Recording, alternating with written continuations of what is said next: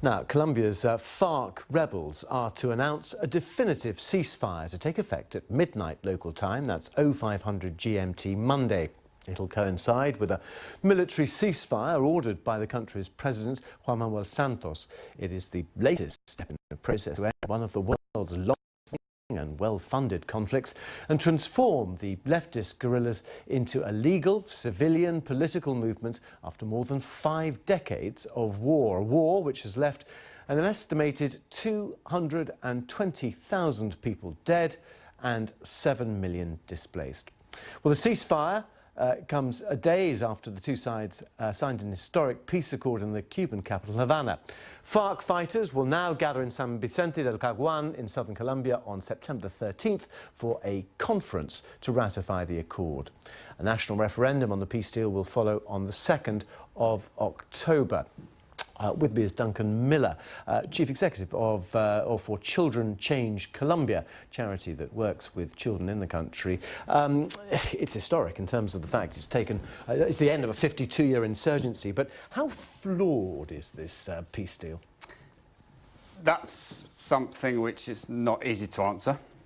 One of the reasons is, of course, with any peace deal, you don't know what is going to happen after it. And, of course, that's the key question.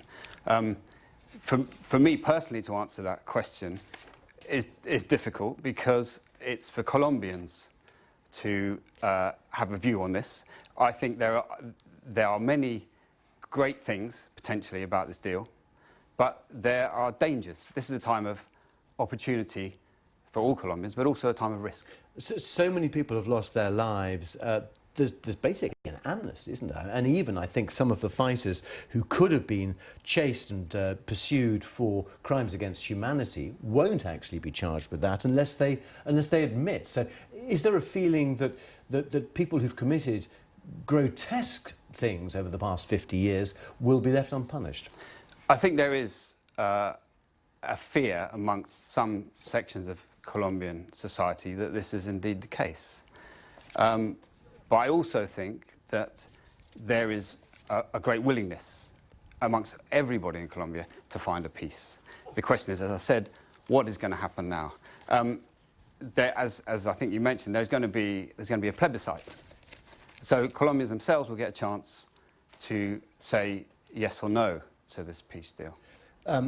One of the issues, I mean, there's so many issues here, but is the demobilisation of forces. 6,800 troops, 8,500 militias, including child militias. Now, your charity focuses very much on children there.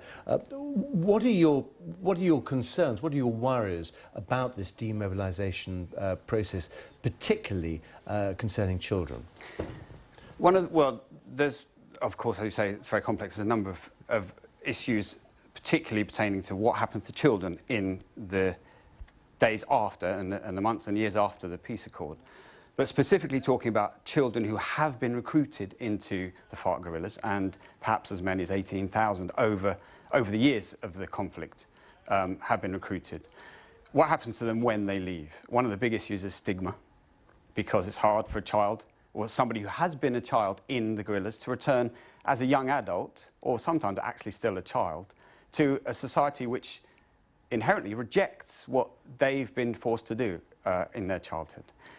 There's also very practical considerations for child fighters or ex-child combatants, and that is how they build their own lives. And that's one of the issues that Children Change Colombia, the charity that I work for, is addressing in Colombia. All right, OK. Duncan Millar, thank you very much indeed for joining us on the programme.